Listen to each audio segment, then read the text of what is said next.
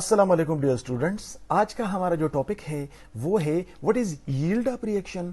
Yield up reaction कैसे कहते हैं और इसके टाइप्स कितने हैं, तो आज हम इस टॉपिक में ये सब कुछ डिस्कस करेंगे। सबसे पहले हम यील्ड जो है उसको डिफाइन करते हैं कि what is yield up reaction. The quantity of product produced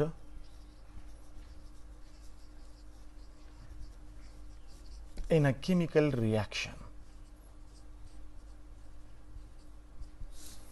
is called yield of that reaction। तो yield of reaction कैसे कहते हैं? The quantity of product produced in a chemical reaction is called yield of that reaction। यानी अगर किसी chemical reaction के दौरान जितना प्रोडक्ट पैदा हो जाता है तो उस प्रोडक्ट की मिकदार को हम यील्ड ऑफ रिएक्शन कहते हैं। अब ये प्रोडक्ट की मिकदार जो है वो दो तरह की होती है। नंबर वन को हम कहते हैं theoretical yield. What is theoretical yield? Theoretical yield को हम इस तरह डिफाइन करते हैं, the quantity of product obtained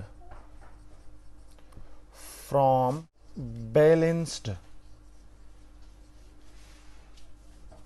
chemical equation is called theoretical yield। theoretical yield किसे कहते हैं?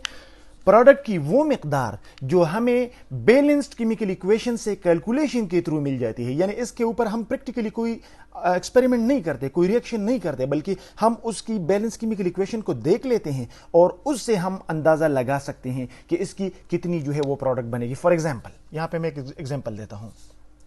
हमारे पास एक रिएक्शन के KClO3, इसको जब हम हीट कर लेते हैं तो इसके नतीजे में हमारे पास बनता है KCl प्लस O2।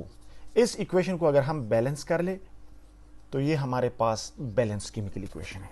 अब देखें, ये बैलेंस केमिकल इक्वेशन हमें बताता है कि जब 2 मोल KClO3 को हम गर्म कर लेते हैं तो ये हमें 2 मोल KCl देगा और 3 मोल ऑक्सीजन देगा। तो ये थ्योरेटिकल जो है वो यील्ड है, क्योंकि हमने कोई एक्सपेरिमेंट नहीं किया है, हमने कोई प्रैक्टिकल नहीं किया है, बल्कि हमें बैलेंस केमिकल इक्वेशन से कैलकुलेशन के थ्रू पता चला है कि जब 2 मोल KClO3 को हम गर्म कर लेते हैं तो ये हमें 2 मोल KCl और 3 मोल ऑक्सीजन देगा। तो such yield is called theoretical yield. क्योंकि ये चीज हमने सिर्फ कैलकुलेशन के थ्रू हासिल की है, इसलिए इसको हम थ्योरेटिकल यील्ड कहते हैं। अब दूसरी किस्म की जो यील्ड है उसको हम एक्चुअल यील्ड कहते हैं। एक्चुअल यील्ड को हम इस तरह डिफाइन करते हैं, the quantity of yield obtained actually या practically from a reaction is called actual yield।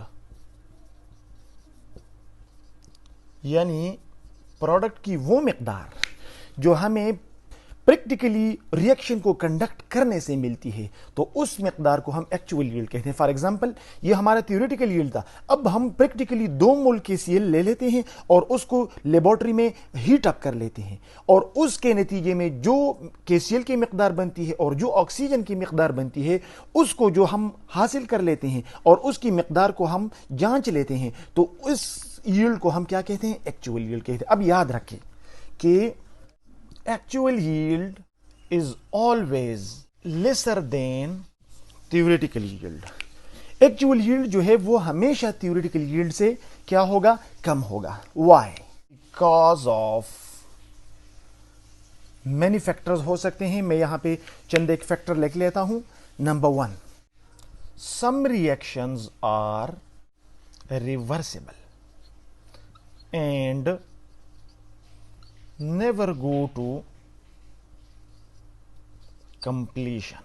एक रीजन ये है कि बाज रिएक्शन जो है वो रिवर्सिबल होते हैं, तो वो 100% कंप्लीट नहीं होते। जब रिएक्शन 100% कंप्लीट नहीं होगा तो हमें 100% प्रोडक्ट नहीं मिलेगा, और जब हमें 100% प्रोडक्ट नहीं मिलेगा तो हमारा एक्चुअल यील्ड थ्योरेटिकल यील्ड से डेफिनेटली कम होगा। नंबर 2, extraction of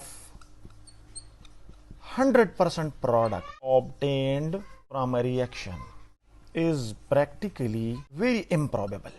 बाज़ औक़ात हमारे पास रिएक्शन जो है वो इरिवर्सिबल होता है और वो 100% कंप्लीट हो भी जाता है, लेकिन उसके नतीजे में जो हमारे पास प्रोडक्ट बन जाता है उसको हम 100% रिकवर नहीं कर सकते. फॉर एग्जांपल वो सॉल्वेंट में बन गया, वाटर में बन गया, तो एक्वस मीडियम से प्रोडक्ट को सेपरेट करना या कोई सा भी मीडियम हो उससे हम 100% प्रोडक्ट को सेपरेट प्रैक्टिकली तकरीबन नहीं कर सकते. तो लिहाजा हमारे पास जो है वो एक्चुअल यील्ड थ्योरेटिकल यील्ड से क्या आएगा, कम आएगा.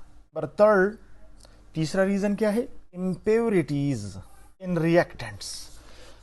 तीसरा रीजन ये है कि हम जो रिएक्टेंट इस्तेमाल करते हैं उसके अंदर अगर कोई इम्प्योरिटीज हो तो रिएक्टेंट जो है वो इम्प्योरिटीज की वजह से पूरी तरह कंप्लीट नहीं होगा. हमें जो एक्सपेक्टेड प्रोडक्ट है उससे कम प्रोडक्ट आएगा, क्योंकि सारा रिएक्टेंट जो है वही चीज नहीं है जिसको हम ट्रीट करना चाहते हैं.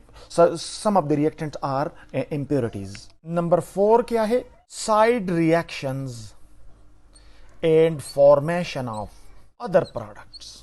जो चौथा पॉइंट है वो ये है कि अक्सर रिएक्शन में वो रिएक्शन जो हम चाहते हैं उसके अलावा और भी रिएक्शन होते हैं जिसको हम नहीं चाहते, तो ऐसे रिएक्शंस को, अनवांटेड रिएक्शन को हम साइड रिएक्शंस कहते हैं. अब साइड रिएक्शन के नतीजे में जो प्रोडक्ट बनता है तो वो हमारा रिक्वायर्ड प्रोडक्ट नहीं है, लिहाजा उस अनवांटेड प्रोडक्ट की वजह से हमारे रिक्वायर्ड प्रोडक्ट की क्वांटिटी जो है वो कम होती जाएगी. नेक्स्ट जो पॉइंट है वो है experimental / human error.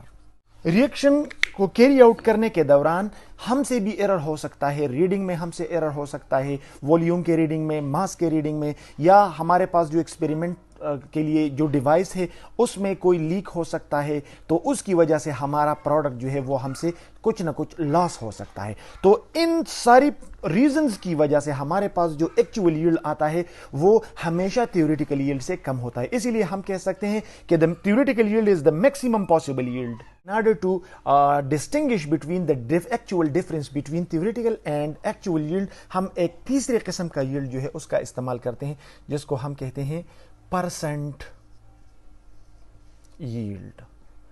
Percent yield जो है ये हमें क्या बताता है, percent yield is actually the ratio of actual yield to the theoretical yield.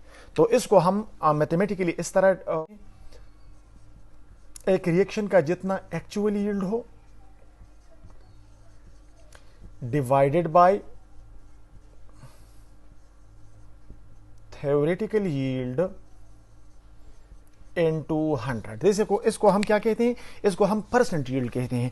तो केमिस्ट जो है वो ज्यादा इंटरेस्ट किस में शो करते हैं, वो परसेंट यील्ड में शो करते हैं. जिस तरह अगर किसी के परसेंट मार्क्स हाई आते हैं तो इसका मतलब है कि इसका एक्चुअल टू थ्योरेटिकल रेशो जो है वो क्या है, वो ज्यादा है, यानी इसने ज्यादा एफिशिएंसी दिखाई है. तो किसी भी रिएक्शन की एफिशिएंसी को जानने के लिए हमें जो है वो परसेंट यील्ड की जरूरत पड़ती है. परसेंट यील्ड हमें एक्चुअल टू थ्योरेटिकल यील्ड का जो है वो रेशो बताता है. जितना परसेंट यील्ड ज्यादा होगा इसका मतलब है कि एक्चुअल यील्ड ज्यादा है, यानी ये रिएक्शन एफिशिएंट है, इसमें एरर नहीं हुआ है, इसमें इंप्योरिटीज नहीं थी और इसमें मैक्सिमम प्रैक्टिकल प्रोडक्ट जो है वो ऑब्टेन्ड हुआ है.